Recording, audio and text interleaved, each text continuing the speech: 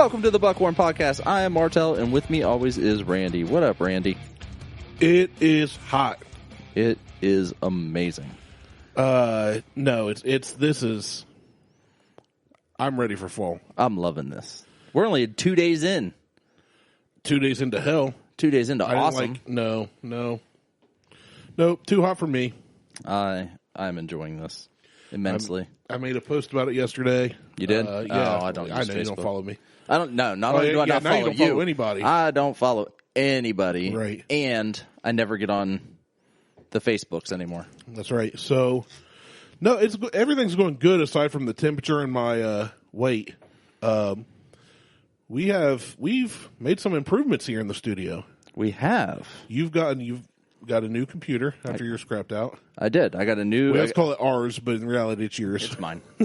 I got a Mac, and then that's short for Macintosh. For those of you that are I got a MacBook to replace my gaming PC, which now I can't game anymore. So, womp womp. Whatever. That's what happens when you go Mac. It's fine. Once you go Mac, you never game again. But then came across this super sweet deal on some new audio equipment. Yeah. So we are more portable than before. We are. So, and I'll be selling the old equipment. So if you are thinking of starting up a podcast or upgrading your USB mic into a laptop interface that sounds like garbage, you can hit up Martelle.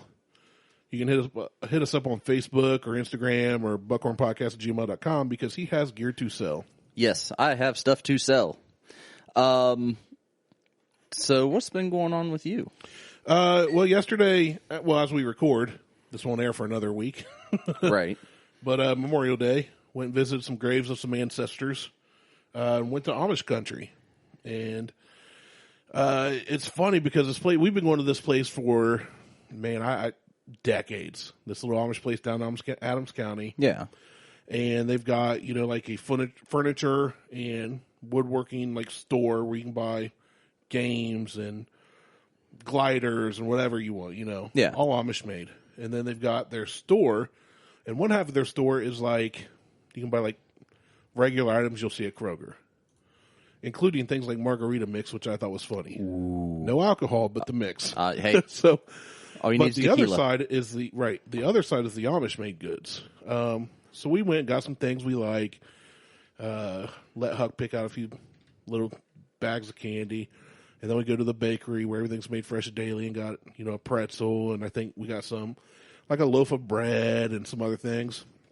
The boys got a ride in a cart on a little... A cart? Yeah, it was a horse-drawn wagon, but it was metal. It was like a fabricated buggy. It wasn't like your typical wood Amish buggy. Gotcha, okay. The wheels were wood, but the cart itself was metal, had padded seats. So Beth and Judd and Huck got to go for a ride. It was good, and it was just so freaking hot. But other than that, work this month has been crazy.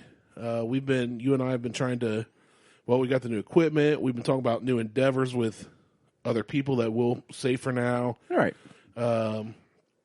Things are just still nuts. This whole coronavirus thing, it's still not, everybody's ready to be done with it, but we still don't know exactly what's going to happen next. So I know what's going to happen next. Oh, do you? Yeah. Go on. I'm going to continue to live my life in this house right. like I have been for the past 12 years. Yeah. So, I don't know. It's been good. What have you been up to? Nothing? Oh, I've been up all kinds of shit. You've been doing a lot of home projects since you've been home more. Not really. It seems like you have. Nah, you moved Liz up here. You got the stuff on the deck going. Yeah, you got the new grill smoker thing. Yeah, but that's not really home Got improvement. the garage cleaned out. That had to happen. This has all happened since Corona hit. It has. Got dirt. Got dirt put in. Grass is growing. Grass is finally starting to grow. So over the weekend, the long weekend here, I'm like, I've got the brakes. I'm gonna change the brakes on the Audi. Yeah. Okay. The ones you ordered had to send back. Yep. So finally decided to go change the brakes, break out the Rostec tool to unlock the rear e-brake setup, like the stupid electronic fucking e-brake. Unlock that, start digging into tearing the brakes apart. It's just like any other brake job. You just pull the carrier or pull the caliper off, press it in, good to go. But I'm replacing the rotors, so I got to remove the carrier also. One of the carrier bolts is seized on. Oh, of course it is. And I can't get to it. I had the biggest wrench that I possibly have, and a rubber mallet and a 20-pound sledge. And granted, you can't do much with one hand and a 20-pound sledge, but I tried. I was wondering how you're swinging that when I tried. Really close to the head, and you just hold it, and it's like, wham! Didn't work. Oh, geez. So ended up putting everything back together, closed up the e-brake setup, and then I'm taking it somewhere. I don't.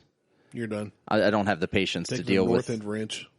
No, I'm taking it to Heston Automotive down in Lancaster because he specializes in European vehicles. Yeah, I know what you're talking about. Yeah, right on Lincoln Avenue. So I'm taking it down there, but then I'm like, all right, the brakes on the FJ need to be done too.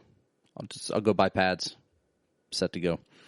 So start with the front driver's side, and it's a 4-piston caliper on this truck. Okay. All right, 2 on each side. Right. Get it all tore apart. 2 of the 4 pistons are seized. Yep. Got to buy new calipers. I was going to say, you need new calipers now. Oh. So what should have been a 45-minute brake job turned into a 3-hour brake job with bleeding and everything else. And then, I've got 3 vehicles in this house. Yep. And at one point, 2 were down simultaneously because I can't drive the Audi. My mower has been giving me issues, and it keeps stalling every time after about an hour's worth of use, it stalls, and you go to turn around, and it stalls again. So I had to drop that off back in for service, and I just got it back from service. Nice. In March. You dropped it off in March? No, I dropped it off in December. They came and got it in December for the yearly service. I got it back in March right after which is about the right time. The COVID stuff started. So, yeah. So now it's back down at the shop again. I don't think you realize how busy you've been during this, though. You got the new deck stuff. You got the gravel. Oh, yeah. Dirt board. You got a new stool? Yeah, I got a new stool. But I'm getting a new stand, a table, too. You need to, because now you're too elevated. Yeah. Because you're like half sitting, half standing. I assume this is better for your back. It is. But it wobbles. It does. I can gyrate my hips. You look like you're thrusting on one of those bouncy balls or something. The exercise, whatever balls. I'm glad you said that instead of a Sabian. I've been busy. I mean, I had to buy a new grill this year. The grill I've had for like 6 or 7 years. It completely rusted out. So I bought a pellet smoker. Bought new umbrellas for the deck. Yeah, looks nice out there. It is fucking amazing. Too hot, but it looks nice. Oh, it is amazing. I never thought that I would own a 13-foot umbrella. And here you are. And here I am. I have made it. Biggest umbrella on the biggest deck on the block. Yeah, literally. No one else has a bigger. You fit all of us under your umbrella. Bigger deck than I do. Ella. So, hey. And then I just tried to trust fall Liz, and she fucking dropped me. I didn't hear that part yet. That's quacktastic. We were sitting up here, and I was getting ready to clock out of work, and I just leaned back into her, and she looked at me, and she's like, "Motherfucker!" And I just right to the ground. Say she probably moved. No, she was off to the side, so she couldn't catch me, and she's like, I'm like, trust fall. Yeah. You got to always be ready for it. You can't trust her. Right. So. All right, where are we at? Oh, so I was given a gift a couple weeks ago of alcohol from one of our listeners, Mike Mclaren. And he gave us... While we were recording, yeah. So if I had known that Mike was here, I would have just had him pop up on the show. But Mike, you missed it, and now we don't want you on ever. That's not true. I know it's not true. But we like Mike. Jefferson's Reserve. But not just any Jefferson's Reserve. It is a Trader Joe's pick. Yeah, because we've had JR before. Yeah. So this is and I'm trying to find the tasting notes and all the other stuff on it. Any info on it? Any info on it. Now, Jefferson's Reserve is one of my favorites because it's like $30 a bottle. You can find it about anywhere. And it's good. It's a good, smooth, $30 bourbon. Yeah. So I'm intrigued. And now here's my fear. Just like with that Woodford that dude gave us, I hold certain expectations and standards for this, and I don't want to be let down. So I'm hoping this is not in the same vein as the Woodford whatever we tried that. Oh, it was just a colossal letdown. No, I don't think this will be the case with this one. Michael took my Man Fashion recipe and made his own simple syrup out of Brewdog Elvis Juice, the beer, their IPA. Oh, okay. Wait, he made simple syrup out of beer? Yeah. Simple syrup is water and sugar. Right. He did it with beer. So he did instead of water? Instead of water. He boiled beer? Yeah. Added sugar? Yeah. Interesting. And made a Man Fashion with that using this Jefferson's. Huh. I'm intrigued. It sounded good. Yeah, I never had a simple syrup made with beer. When you boil beer, like cooks off the alcohol, right? It would, yeah. And it's like going to leave battered brats or use Yeah. it in steak or whatever. but it's going to leave behind that citrusy IPA taste Yeah. that goes with it. Like and Elvis Juice are very grapefruity. That's very interesting. So, all right. So we can't find much on this, so we're just going to have to try it and give it our own personal. I found a picture of the bottle, but that's about it. Yeah, so we'll just give it a little. And I've not been to a Trader Joe's, I don't believe. Maybe I have. Wait, maybe I have once. Yeah, Maybe I have once. So there's this the is bottle. the bottle. It's a nice looking bottle. It's typical. It just has the Trader Joe's stamp logo on on it. it. Yeah. little sticker they add to the bottle of Jefferson's. But it looks good. So right off the bat, it smells like a Jefferson's Reserve. Yeah, it just smells like Jefferson's or any other. I would say it smells like Jefferson's It's their very old, very small batch.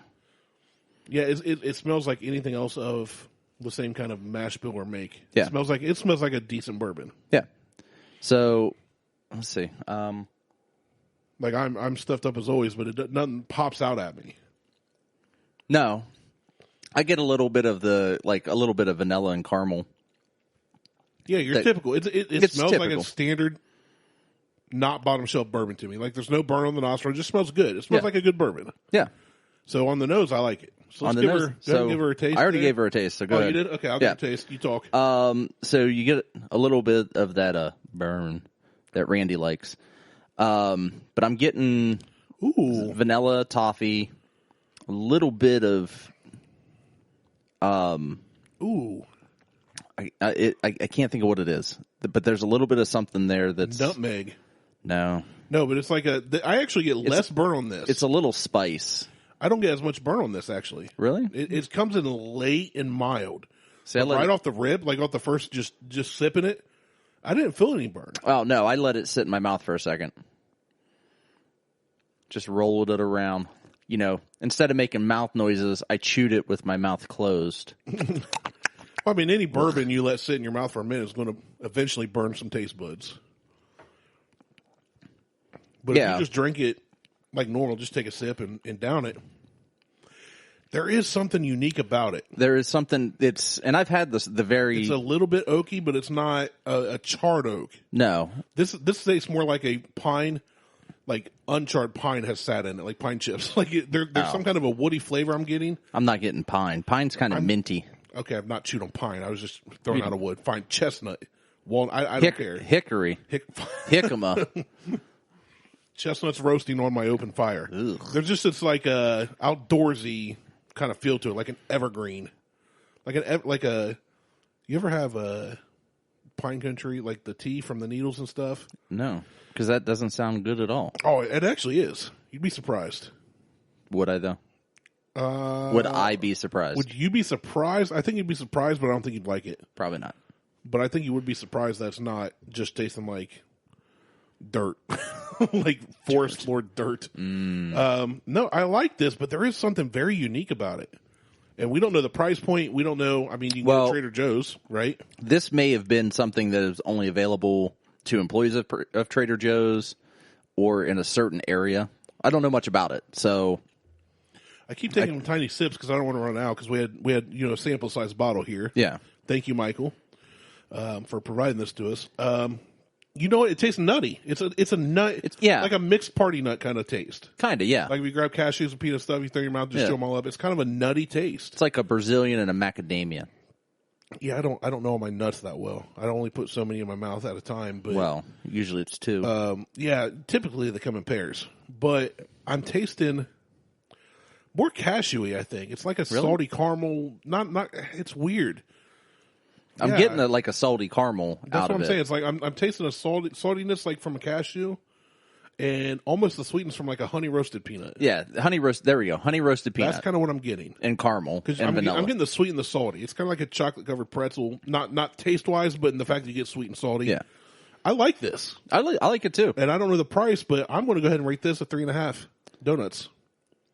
I would say if you see a Jefferson Reserve Trader Joe's, I would buy this. I like it. I would definitely buy this. I highly doubt we're ever going to find it, so I'm going to give it. I love it.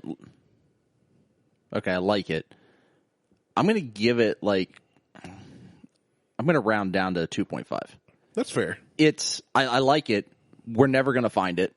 As far as we know. As far as we we're know. assuming. Right. We know nothing about this. He dropped it off in your garage and messaged you, and we saw it after late recording one day, and he was gone. So we don't know if this is even available for you to find. I mean, it could be. I'm giving it 3.5 because I'm assuming it's rare. So if you see it, buy it. Which 2.5 is still buy it if you find it, but that's a fair rating. Yeah, I mean it's it's going to be anywhere between $40 and $80. That would be my guess. Yeah, I was going to guess about the 65-70 range. Well, the very small batch is $40. I've had a bottle of that before. Yeah, and it's really good, which is great for $40. I think. I like Jefferson's a lot. I really do. I'm kind of biased, but we know. Well, but this aside from the Ocean Voyage 3, that's different. But Jefferson's Reserve for $30, I think is a great buy. Yeah, and you've got others like Pritchard Hill and the Twin Oaks, which are $75 and $90. So this is going to be anywhere between $40 and $80. Yeah, I would imagine. I like it.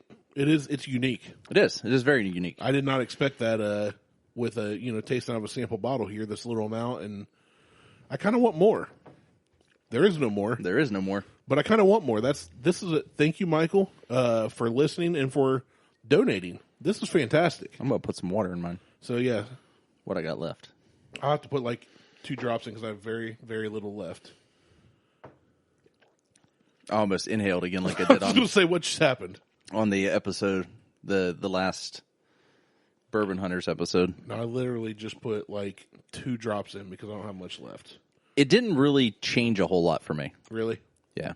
Well, here's the thing. When I first drank it and just sipped it straight down, didn't let it marinate, I got no burn at all. I'll say so I don't think water's going to mellow it. It might open it a little, but well, I was hoping it would open it up some, but I didn't really get anything different after adding the water.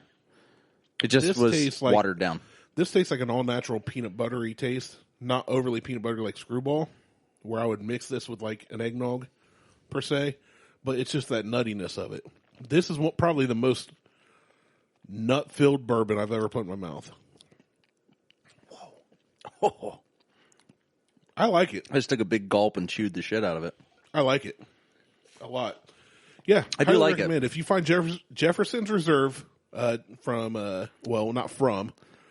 It's a barrel pick. It's a Trader Joe barrel pick. Yeah, barrel select Trader Joe's. I would say get it. I'm a fan. What are you opening now?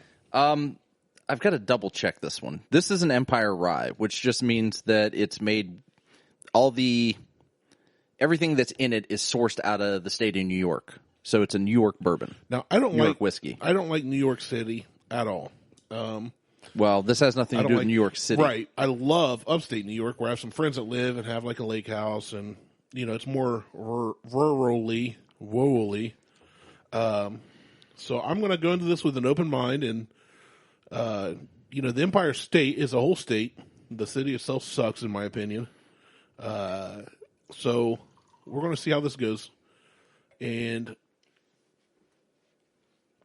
pour this. Man, you poured yours heavier than mine. No, I didn't. Cheater.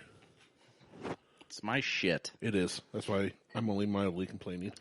Actually, I didn't pour it heavier, did I? Oh, yeah. You did the last one, too. Oh, well. You're twice what I am. I thought I gave you half. That's okay. You've given me Virgil Cane and 2 bits and everything else, so I won't complain. Let's see here. Let's see if we can find... loud. What do I have written down on that? It says Birch Button, I think. Empire Rye. Birch Button Empire Rye, I think, is what this. So did you write this on here? Yeah, I did. How did you know? Oh, because he wrote it on the top and told you what it was. Yes. Okay. So, Black Button. Black Button. There we go. Black Button Empire Rye. Okay, I see black now. Man, your handwriting. Oh, my handwriting's atrocious. It's as good as your reading. Yeah. My handwriting. I write like a kindergartner. Black Button Empire Rye. So this is a rye whiskey, so this is not a So this bourbon. contains 75% New York State grown rye. Ooh, that's a lot of rye. Be distilled to no more than 160 proof, aged for a minimum of 2 years in charred new oak barrels for no more than 115 proof, crafted from mash to completion at a single New York State distillery. Okay, I like what they've done here. So they've taken the Kentucky bourbon thing and said, we're going to make an Empire State Rye and put our stipulations on it. Yep. I respect that. So they're saying if you want to be labeled an Empire Rye, You have to here's what you have to follow. Yeah, you have to be in the state of New York. You have to use X amount of this. It can't be no more than this. It's going to be at this proof. I like that.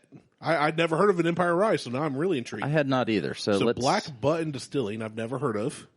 We are on their webpage now, and they've got some selections. They do. Now, I don't know what's what. So I don't. Strength, double barrel, single barrel. Do I have anything else written on that bottle? This just says, now that I know, Black Button Empire Rye. On the top, Michael's written BBD. Black Button Distilling. Big Black Distillery.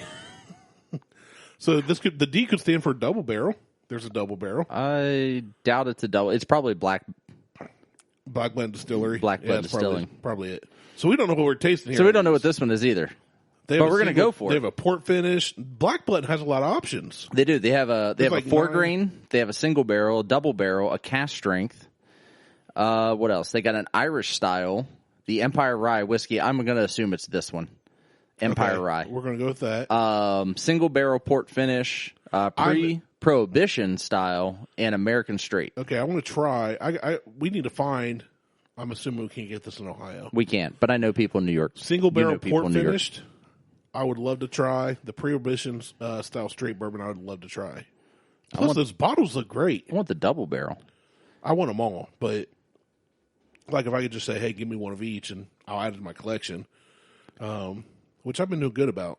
I'm not touching my collection lately. Well, you're supposed to. But I'm not trying to. The Virgil Cane I'm holding on to. The Angel's Envy Rye that I thought was $50, it was $100. I'm holding on to. Like. Those are going to sit for a while. The only things you really need to hold on to are the things that you can't really get. Which are those two? Like the Maker's Mark Caramel Mocha Bomb. Toffee Caramel Mocha Bomb. And the I'm gonna whatever the other one was. I will shoot you. First you got to catch me, and I am slow, so good luck. Yeah, right. I'm a tiny target. All right, so this we're gonna go. We're gonna assume this is Empire Rye straight whiskey. I'm going with the Empire Rye. It's 95% rye and 5% malted barley. Wow, that's probably the highest rye in a mash bill we've had. Spicy and fruity with a slight nutty character. Spicy and fruity could describe our show. Yeah. Hey, welcome to the Buckhorn Podcast. I'm Spicy, and with me always is Nutty. Fruity. Fruity.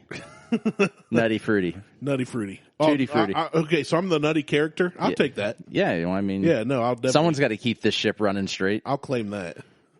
You keep it running straight, and I'll keep it running. Hey! I guess. All right, so... Tasting notes, our Empire Rye has the familiar black pepper bite a good rye is known for, but is balanced with a subtle taste of stone fruit. What is stone fruit? It's a fruit that comes from a stone. Oh, okay. It finishes with a nutty, woody taste imparted from the hand-charred American white oak barrels it is aged in for the last few years. Okay, before you touch your glass, close your eyes. Think of your favorite red sweet wine. Hand. That's not my hand. It's Do much smaller. you feel my heart beating? Oh. I feel something throbbing. Do you Put this to your nose, smell it, thinking of your favorite red sweet wine. Wow. Right? I wasn't going red sweet wine. I got it's sweet though. a it's ham like a sweet, sandwich. That smells like a ham sandwich to you? Are we talking like a honey baked ham or like a chip chopped ham from the Kroger deli? Chip chopped ham. That's the best. I'll take that motherfuckers. I went into Kroger like after when all this started. This is so good smelling. It smells really good. It smells it smells fruity. It smells like a wine to me. Oh. It smells like a wine finished in bourbon barrels. Okay. Okay, so you went to Kroger. So I went into Kroger. You're angry about ham. And I asked, I went in, I went up to the counter. I'm like, can I get a pound of chip chopped ham?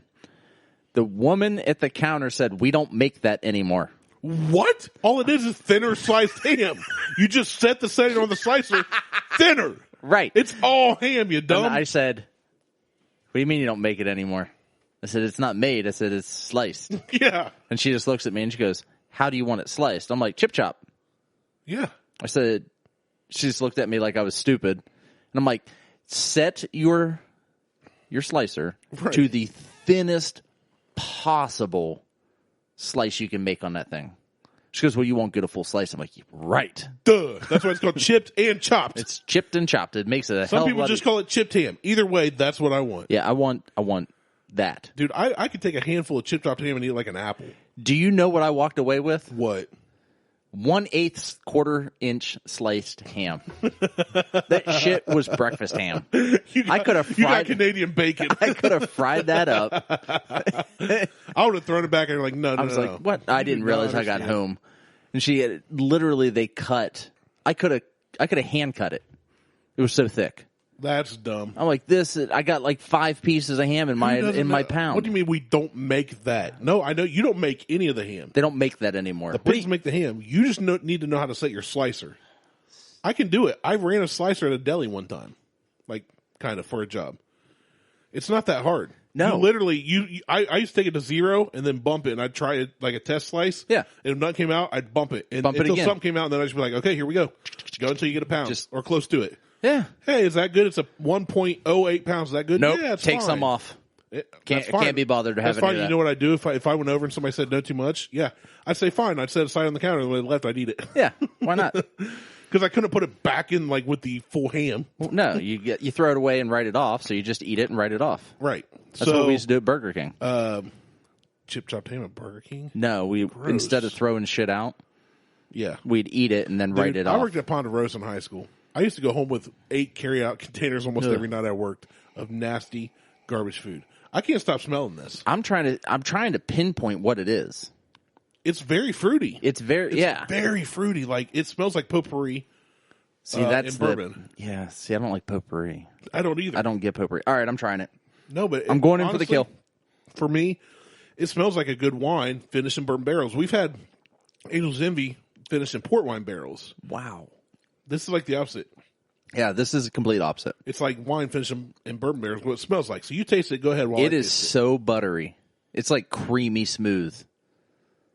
And then you get that black pepper, that peppery like rye burn taste that you get. Whatever the fuck stone fruit is. We're just going to go with it because it says stone fruit. It's almost like a juicy fruit. This is weird. It's almost like the piggyback. It's 84 proof. It's almost like the piggyback. The piggyback wasn't the New York in this though. You can, but the piggyback is a rye that we were like, oh, this is, and then it was just completely something that was totally different, baffling. I like this because I taste the black pepper, but it's a fruity rye whiskey that it tastes like I'm eating a fruit medley. Yeah, with black pepper on it, but that sounds gross, but it's so pleasant. It is. It's very good. I like this. I like it. I love that it's 100% New York made from grain to glass. So everything's done. The grains, everything's in New York. I take pride in where I live, my state, my country, my city, even through all the faults, even through the garbage. I can leave Ohio behind. I know you can. You're weird. And I honestly, this is pleasant. It smells like a good wine to me. Rather, if I had to smell this and somebody said, what is it? I would never guess it's 95% rye. That's a lot of rye. That's a lot of rye. That's a hell of a lot of rye. But it's and it was first good. released in 2018, so it's a fairly new product. Well, this is probably one of those. Well, I was going to say this is probably one of those 2018 bottles. but it smells so fruity. It does not smell like a rye whiskey at all. Mm-mm. There's no strong whiskey smell on it. There's no strong peppery smell. And when you taste it, it's smooth and sweet. And just a very, very light tint, a little tinge of black pepper. Yeah. And I don't mean like pepper out of your like McDonald's shake or like real black pepper, like cracked black pepper. So really good. I just kind of burped. Kind of burped as opposed to full burped. It tasted like one of those beef sticks that we had the peppery beef stick. Yeah. No, I like that. So coming back, it had kind of that meaty beef sticky taste. I know that's gross, but we like the meaty beef sticks in our mouths. I like beef sticks. I like meat in my mouth. So, but this is good. I like this. If I ever get back to New York, I'm going to find a couple bottles. Now, I like on their site, it's talking about the New York State of Mind, rye whiskey versus bourbon whiskey, the evolution of the Empire rye whiskey. But under the rye whiskey versus bourbon whiskey, the line that my eyes drew straight to is, do not confuse rye or bourbon with Canadian whiskey, which is also known as rye whiskey, sans the E, friends. Mm-hmm. It says, historically, much of the contents was made from rye, but there's no requirement for rye to be used to distill Canadian whiskey. So Empire rye whiskey, like they're very serious about what's in their whiskey. If call it Empire rye. It's a whole thing, just like they do in Kentucky. I mean, this is like, to be called bourbon, especially if you're called a Kentucky bourbon. To be called Kentucky bourbon, you have to be made in Kentucky. It has to be made in Kentucky. You can make bourbon in any state, right? But when you want a real bourbon, started in Kentucky, right? Kentucky said, "We're doing it from our springs, our spring water." It's the line filtered, 51%. Yeah, 51% or more chlorine. Aged in brand new charred oak barrels for 2 years or more. You know, like there's an Empire. I don't know who started this or what organization's over this, but I respect what they're going.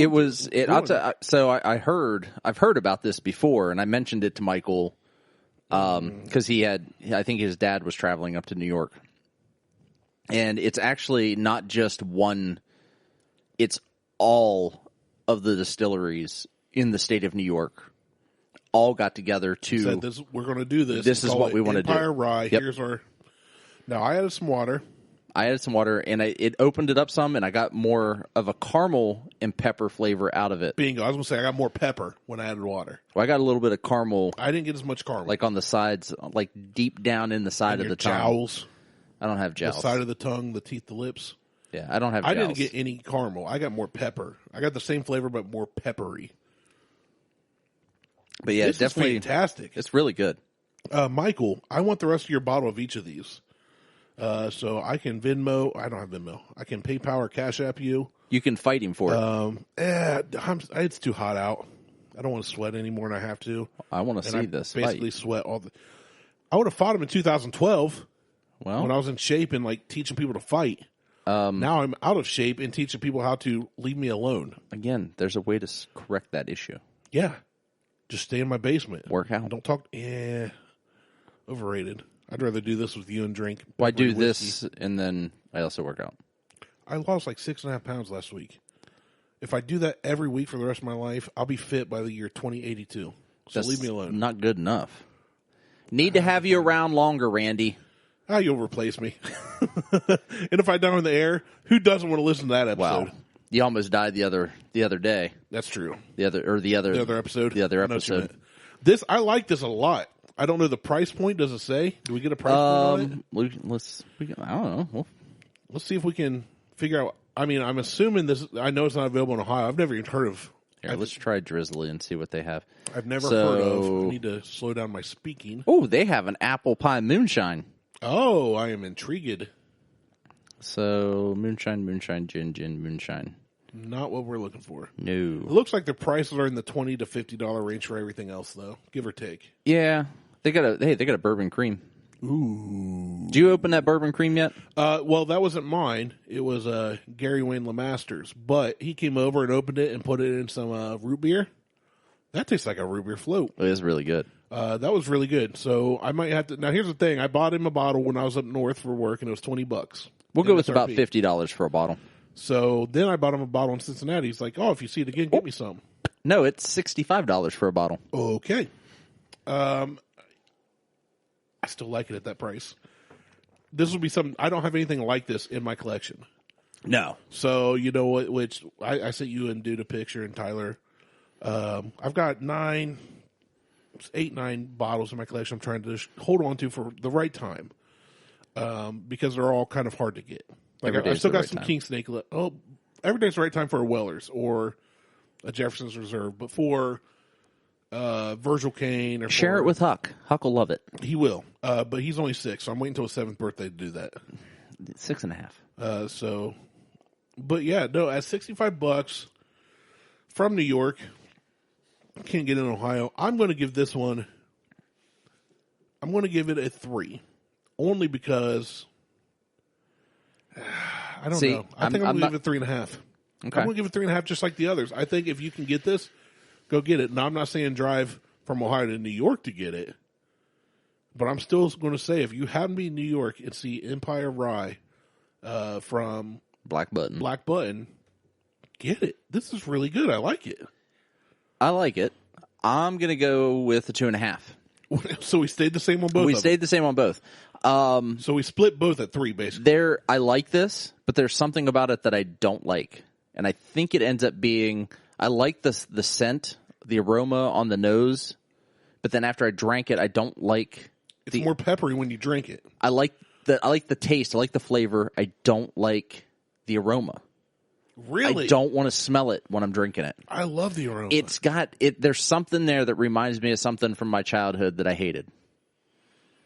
It's just sparking a like bad abuse memory. Or a rape situation? Like formaldehyde, maybe. Do we need to talk? No. It's just got that. Touch with a therapist? It's like stale air, like from a tire.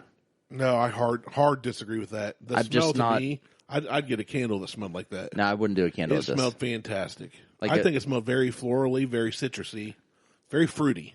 Not citrusy, fruity overall. And maybe that's what I just don't like about it. I love the taste. The taste is. You've always great. hated fruity people. Fruity things. Not people, things. So it's okay that you don't like black pepper or fruity things. Oh no, I love the taste. You racist. But love the taste. I'm not I a like fan it though. So still smell. 2.5 is a buy. 2.5 is a buy. I'll buy it. Yeah, it's I like, would buy a bottle. Don't go kill for it. Like it's not a. I like it. Well, plus it's hard. It is hard to get. It's going to be hard to get around here. So honestly, today I'm in such a good mood. Today I've probably you going to give a Beam 8-star like a 3? No. Yeah. No. You want to change that score? You want to go try it again? No. If I would say on any other day, I probably would give them both these a 3 over 3.5. Yeah, you must be in a good mood. But I'm in a great mood, man. It's been a good day, good weekend. I got a lot done for work today. I started at 7:30 this morning. 7:45ish. I woke up, hit the ground running, got a lot done for work. I deal with anxiety a lot. No, it's not something I put out on the air, but I have like serious. I thought anxiety was just something people have like when they got scared or they got nervous. I know it's like an actual medical thing until somebody professionally said, "Hey, you're not depressed, you have anxiety." I was like, "Well, what's that mean?" But today I woke up feeling good. I've got 7.5 hours of sleep 2 nights ago. I got about 7 hours and 15 minutes last night, give or take. I woke up feeling great, clear mind, clear heart, and I'm kind of in a great mood. So maybe I'm being a little generous. I guess I would rank each of these a 3, which is still a get it if you see it.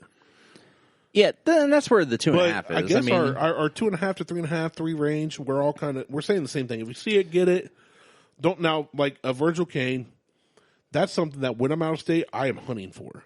Oh, absolutely. You know what I'm saying? So I would not hunt for this, but if I walked in and saw either one of these, the Jefferson's Trader Joe or the Black Button Distillery, if I happen to see it, I'd grab it because I can't get it here. Maybe that's why I said 3.5 because it was like, go get it. If you see it, get it. Just don't question it. Just get it. Just get it. It's both of these are very different than anything I currently have in my limited collection, and both are at a fair price point. I feel.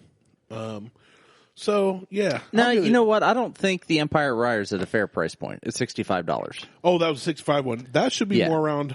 I think that should be closer 40, to like a 45-ish. 45. Yeah. I don't.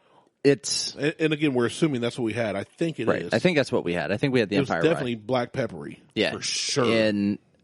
But I don't think 65 is a good price for that. Yeah, but then again, is 65 a good price for blends? No. So okay, that's why I agree with you. So okay, 54.99. So let me stay with my 3.5 on the Jefferson. Well, we don't know the Jeffersons. Okay, I'm going to say 3.5, knowing nothing about them. 3 at a 65 price point for either of them. I'm going to assume both are 65. I give them both a 3 donut out of 5. Okay, which is still buy it. Let's still buy it. I would buy one bottle and bring it home, but it's not something I would look for all the time. No, and that's the same way that I think about it. I don't. Yeah, it's. I like that though. I like that Black Button because it's so different. We tried so many things that are caramel, vanilla, which isn't a bad thing. I love that. That's why we do what we do and we like what we like. And you and I have similar taste buds, but not the same. No, like there are things we vary on. So I'm a little bit higher in these than you are. But we've had the opposite too. But you like the more floral as well. Like you really, I have a sweet tooth. That Eureka Gold from Two Bitch. I loved. You were loved not it. that hot on. It was good. It. Yeah, you liked it, but not as much as the Pack Leader Reserve. Right. Holy shit. Which I placed them both about the same. But you were like, "Hey, do you want the Eureka Gold?" And I'll keep the Pack Leader. I said, "Sure." And I sent you home with Pack Leader. And I took home the Eureka Gold, and that was fine by me. So I do like the more floral, more fruity, sweeter taste. But so I'm waiting on Pack Leader Reserve 3 to come out. Yeah. And I'm going to get me a bottle of that somehow. And then also I reached out to Virgil Kane about another limited edition. Oh no. And like the Electric Owl or like the Electric Owl, the Roundhouse, or the Ash Cat. And they said keep an eye out for September, October. Of this year? Of this year. Ooh. I go down south in November. So, and I'll be right across the North Carolina state line. Well, I may not be going to North Carolina this year. So I may have to be the pack mule. Well, no, because I'm going somewhere. You might be going to North Carolina. I'm going a day somewhere. Trip down, but leave at 3 in the morning and get back at 11 at night. Well, so typically we go down to Myrtle Beach with my in-laws. Right. They get a house. We all go down and spend the week down in Myrtle Beach in South Myrtle. But this year, because of the COVID-19 stuff, my sister-in-law and brother-in-law have backed out of going. So we had a 7-bedroom house. They've backed out. They're not going. So they canceled the 7-bedroom house. Okay, that's still a long ways away. Mid-July. Yeah. Still quite a bit off. But they backed out 3-4 weeks ago. Okay, so it's quite a ways off. Yeah, pretty early. Pretty early to be backing out. So they backed out. So my in-laws canceled the house. So we don't have a house. With the expectation that, maybe other people will back out also, and then we'll just get a lower rate on another house. Right, something a little bit, you don't need 7 bedrooms. Not as many people. No, that shit ain't happening. Are you kidding me? Homeowners aren't going to lower their price because someone backed out. If anything, the prices have actually gone up. Well, yeah, because they still want to make their money. Because they were going to make their money. Yep. And because people are still going to pay the price. Somebody out there DGAF about coronavirus, and they will pay it. Well, here's my thought. I don't give a fuck about it either. Right. I'm trying to buy a house down there. In Myrtle Beach? Yeah, in South Myrtle. Go to Topsail Island. Well, I'm looking at South Myrtle or Hilton Head. Why do you want to live in a tourist trap? Because Hilton Head isn't necessarily a tourist trap. Well, really? Because every sticker I see on the back of the vehicle, those are just yuppie fucks. Is a HH sticker. No, those are just yuppie fucks. Right. And they're those yuppies go to Hilton Head every year. But they're not staying in the private plantations. If you're private, you can go wherever you want. Well, there's private plantations on Hilton Head. Okay, you can't say plantations anymore. Yes, I can, because they're called Seaside Estates is a plantation. It's Seaside Estates. Plantation means you own slaves, and that's racist. No, it doesn't. I was going to buy a banana plantation in St. Lucia until Liz shut me down on that. Yeah, and all you ended up with was a banana hammock. I didn't even get that. On a milk stripper. Didn't even get that. Oh, I bet you did. I wish. Consolation prize, I'll take it. Right. But the banana plantation in St. Lucia was only $250,000 US. And it was like a 25-acre banana plantation. Buy it. That was bananas. That was 12 years ago. You could have called me. Itself. I could have been Chiquita. I'll call you Chiquita if you want from now on. No, you give me. Welcome to the Buck Gordon Podcast. My name is Randy. With me always is Chiquita. What's up, Chiquita? Hey. But so I want to buy rental property down in Myrtle Beach or Hilton Head, and it's South Myrtle. It's not the touristy bullshit of North Myrtle Beach where all the gunshots and all the crime is. It's actually Surfside, but which is just a little small community down there. I've on the beach. I've only been to a handful of places on the East Coast. My favorite so far, though, is Topsail. Because never heard of her. Well, it's about 35 miles south, or minutes at least, south of Camp Lejeune in North Carolina, where my brother-in-law was stationed. Now, on Lejeune, when you go to Onslow Beach, the only people there are Marines and their families. So it's like a whole ocean front line that's a Marine base, and you cannot get on it unless you're a Marine or visiting a Marine like we were. So anytime we go down like February and March. It's already warm enough down there to go to the beach. Maybe not stay in the water all day, but it was enough to visit the beach for Ohioans, and there's nobody there. We go during the week when all the Marines were working. So it'd be one of their wives and a kid here or there, but it was like a vastly open beach. You could walk a mile up and down the beach and pass 20, 30 people on a weekday. Total. Too many.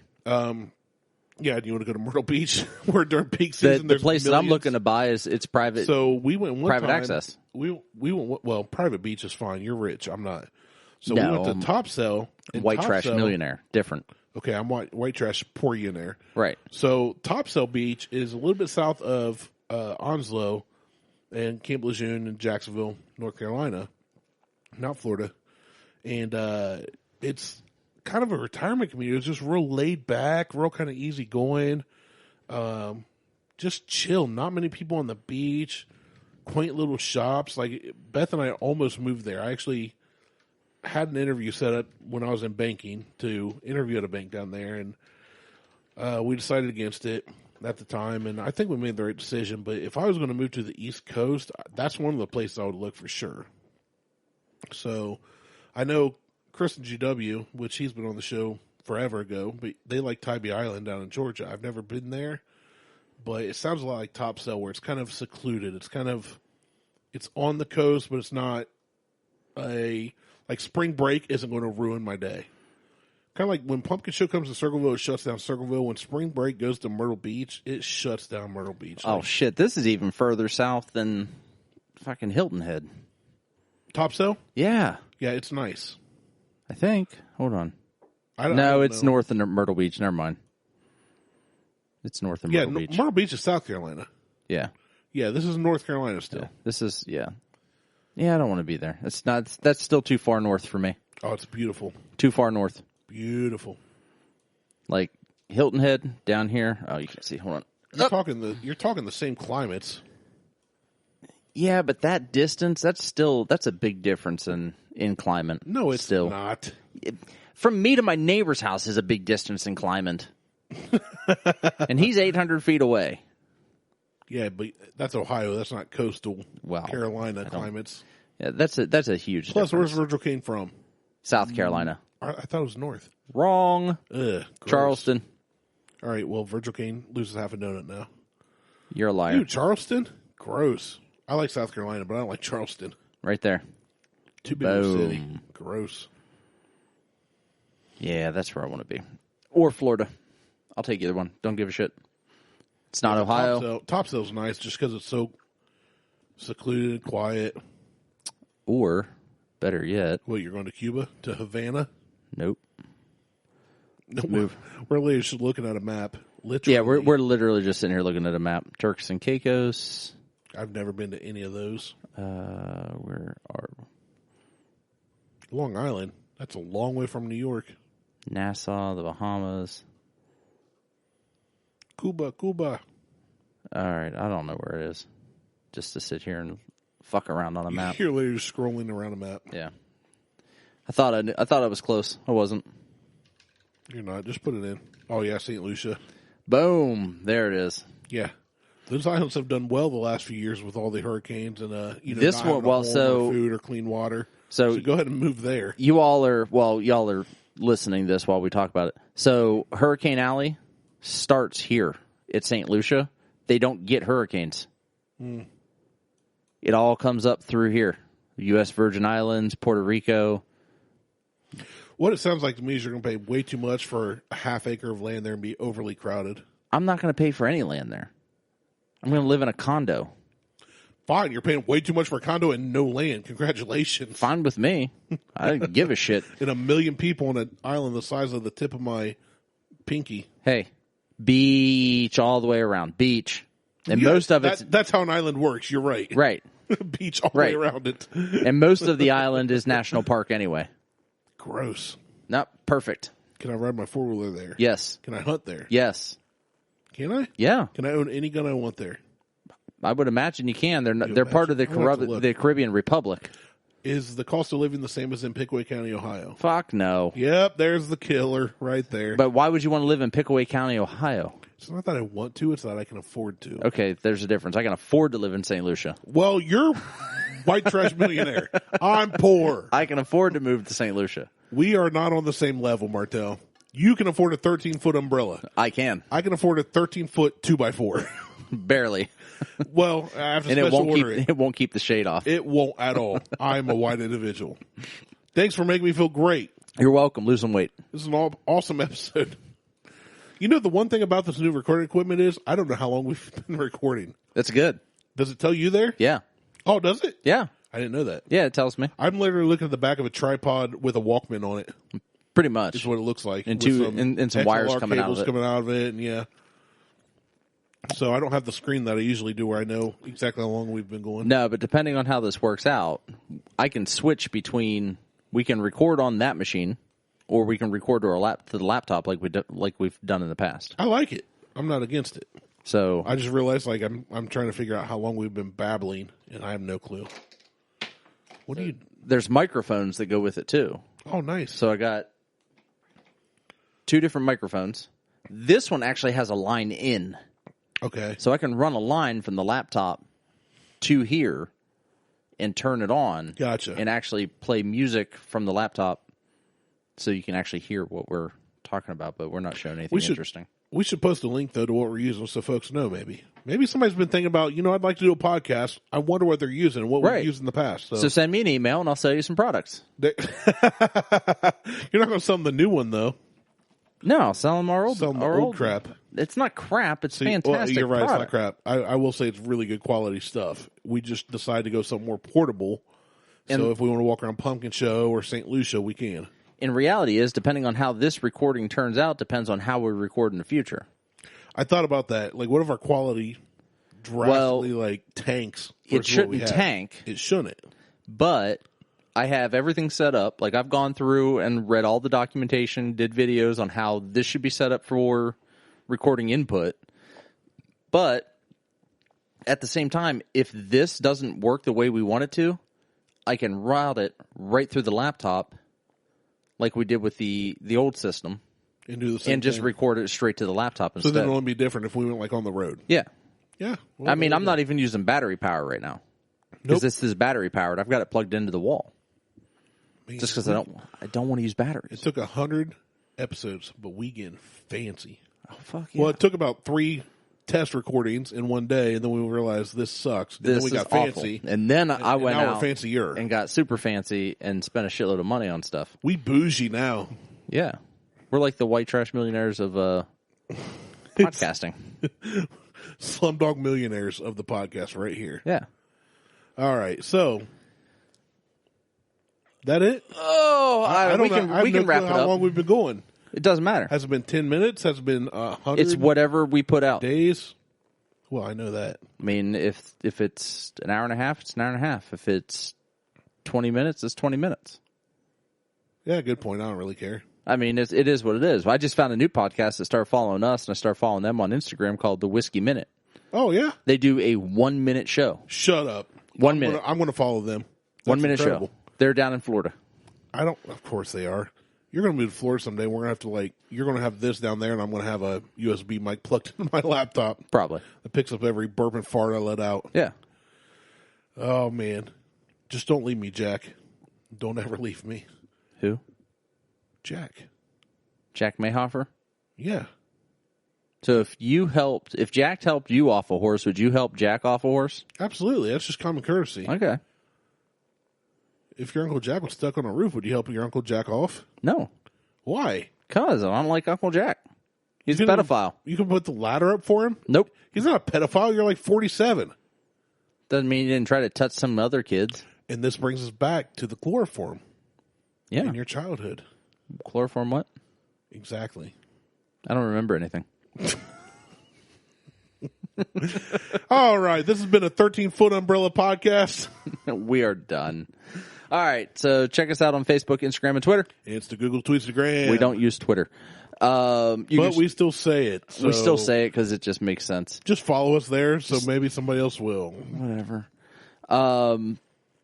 If you'd like to get in contact with us, you can shoot us an email at buckhornpodcast@gmail.com. Or you can reach out and touch us. Randy likes to be touched. You can reach out and touch me. Finger knuckle deep in the anus. My armpit. Anus. The anus of his body. If you'd like to support the show, you can send money. Metaphorical anus that we often talk about.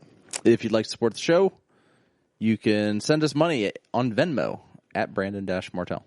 Yes. Help Martell pay for his laptop. Oh, hold on. Uh-oh. We're going to stop. Collaborate and listen. Switching directions. So we got a couple emails.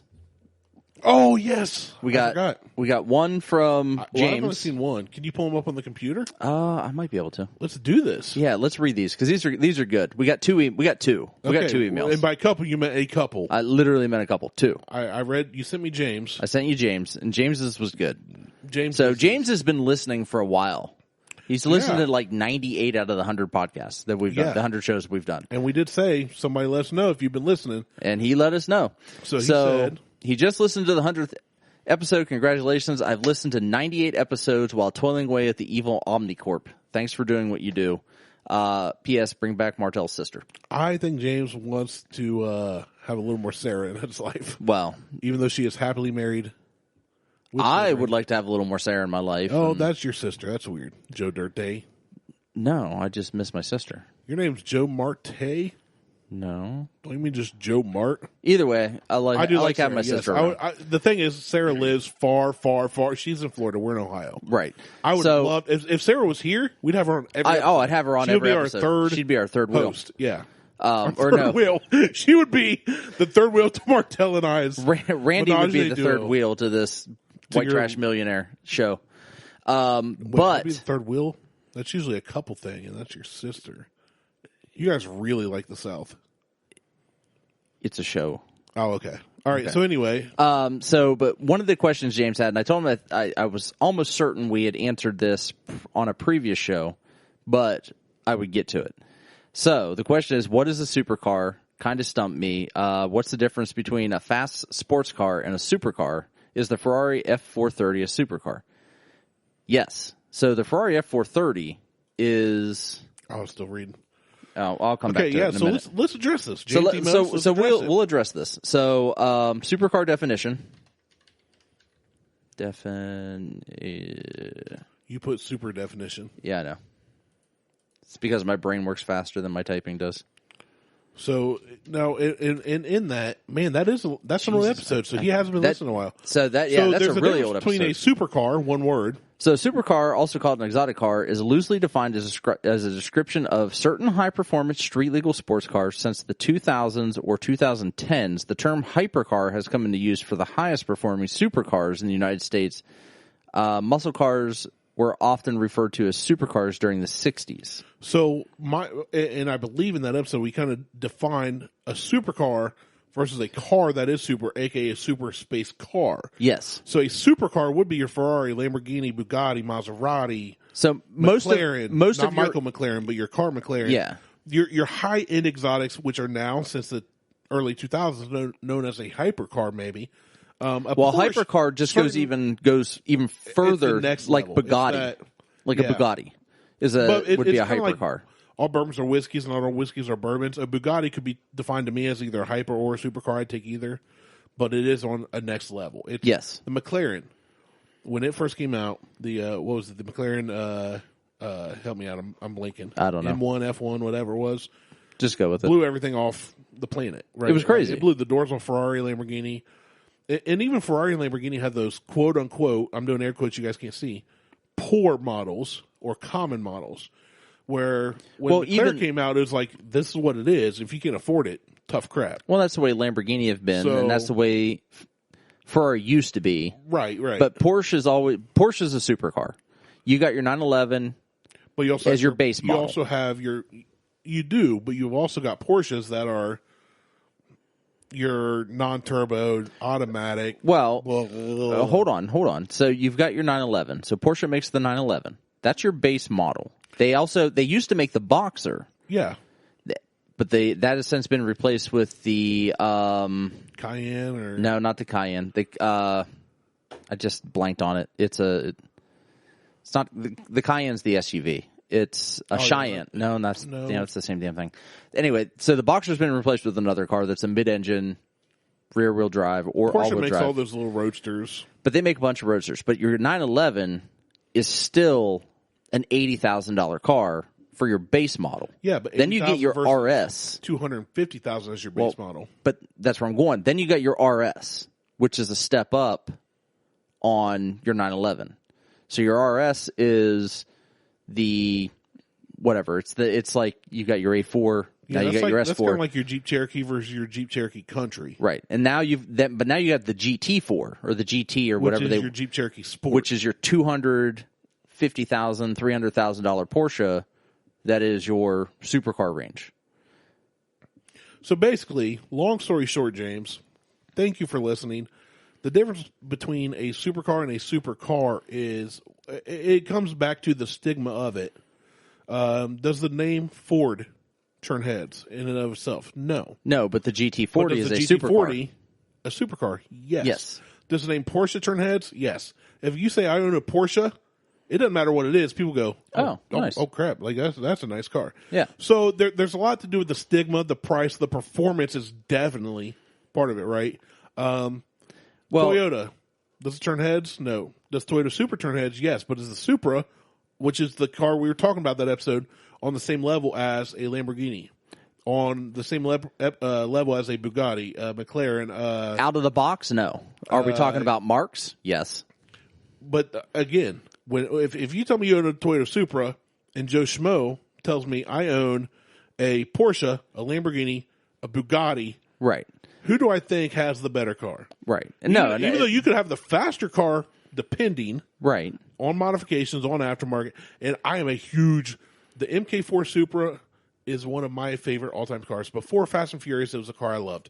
When I was younger, it was a car I wanted. I had a Toyota Tercel as my first car. I dreamed of having a Toyota Celica GT4, a Toyota Supra, anything better than a Tercel. What do you think this is? In the Toyota, that looks like that is a Mitsubishi.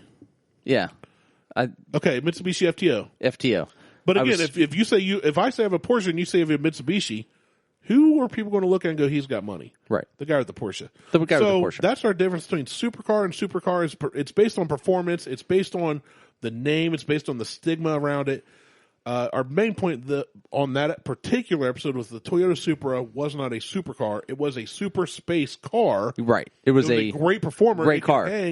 As a matter of fact, the Toyota Supra was the only one that hung with the supercars / hypercars of today in the Le Mans the Enduro race at the time. Right. It was a twin turbo 6-cylinder engine that held up with every other high performance vehicle at the time. So the Supra, which is one of my favorites, is a fantastic vehicle. I still don't call it a supercar. No. So this is from Drive Tribe.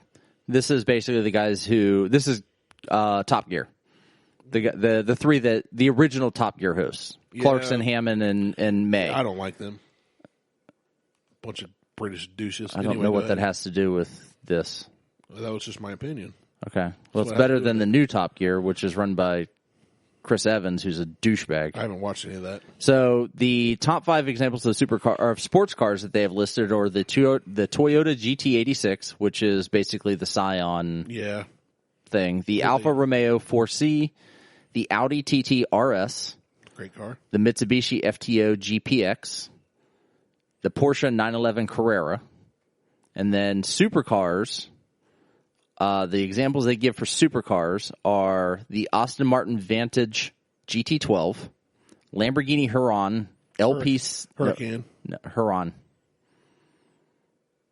There's definitely more letters than that. You're right, there is. Okay. LP610-4, the Ferrari. You're doing great. Keep it up. I was doing it to see what you say. Ferrari 488 GTB. Lancaster. Honda NSX, which, depending on which one you're talking about, I do not consider the first one to be a supercar. Yeah, I'm with you on that. It was a supercar, but it was not by any means. It was slow as fuck. It had a shitty little like 275 horsepower four-cylinder. It was part of the Corvette at the time, which is great, but it's not a. Yeah. And then you got the McLaren 720S, and then hypercars. So here's an example of hypercars. Hypercars are the Pagani Hura, whatever. Hura BC. Huey Ray. Yeah, Huey Ray. The Porsche 918 Spyder, which is fucking amazing. That's a good looking car. It's a mid-engine hybrid. Yeah. It's electric and gas. It's got some crazy flywheel in it. McLaren P1, the Aston Martin Valkyrie. That's just insane. It looks like a spaceship. It is a spaceship. It's got 1,000 fucking horsepower. From the factory. And it's mid-engine. And rear-wheel drive. Performance. Arr. It's $2.5 million, too. Yeah. Koenigsegg, Agera. Koenigsegg. Agera R. Which is insane. And then the Bugatti Veyron is kind of in its own little class, but it's still a hypercar. It's like a classy super hypercar. Yeah, they only make so many a year. Yeah, it's fancy. They take a loss on them as well. They don't make any profit on the Veyrons. It's crazy. And then they have the Citroen now. So James, that's kind of where we were on that episode. Is it confusing? It all comes down to opinion in the end, or you can take what professionals in the industry have used as their definition, which is what I did, and kind of go, I kind of fall in line with that. These people do this for a living; they know what they're talking about. Well, in some cases, it comes down to how much horsepower and price. Yeah, it does. I mean, where they fall, like the Carrera was, I think, the highest priced one at $77,000. We'll call it U.S. dollars. That's in pounds, but pounds. It's 77,000 pounds versus $250,000, and has 365 horsepower. Your next supercar is the Aston Martin Vantage, $250,000 and 500 horsepower. Yeah, almost 600 horsepower. Yeah. So it just depends. It gets broke. There's a price point and a horsepower point where a lot of it is about how much money do you have. Yeah. Yeah. Honestly, that's what it comes down to. So what else did he ask? That's it. So he said, honestly, I just like the back and forth between the two of you about the random shit. It's about. Did you say shit? I did say shit. Oh. Yeah. Father, forgive me. Mostly sane people. We're nowhere near sane. No, but we're not sane. We'll take it. We'll take it. Like the rest of I'm not going to read it all, but thank you for the email, James. You know what? I say we need to figure out something, you and I, to send to James. I don't know if that'll be within a week or a month or a year, but James, we definitely like Mo has sent us an email here. Mo has sent us an email before, and I completely forgot that Mo sent us an email. Oh, this is from. Oh no, this is recent. Oh, okay, this is because he said call him shenanigans. I have emailed you asshats before, unless you're not considering me a listener. Well, if you listen, you're the listener, Mo. So we definitely consider you a listener. Mo, you're always a listener in my book, buddy. So he just said, congratulations on the 100th episode. But his top 3 episodes are the Buckhorn Bites. It was a little hard to listen to because of all the retching, but he muscled through it, and he's a better person for it. Yes, see? Oreos and salsa. That doesn't mean it was good. It's top 3. That's his top 3. Yeah. That's his third one. That's a listener. Out of 100 episodes, that made top 3. Number 2 was Zombie Skittles. Not only did he literally almost die, well, we did too. Yeah. While working out, it was comical to hear the pain in Randy's voice every time he got one of those damn Skittles. It was so bad. I actually had a conversation this weekend about that. Somebody asked me about Zombie Skittles and where I got them and all that. Ugh. And then episode 100, not only was the beginning amazing, but Martelle's inability to read aloud holds a special place in my heart. And then he did give honorable mention to DJ's episodes because DJ just brings the realness.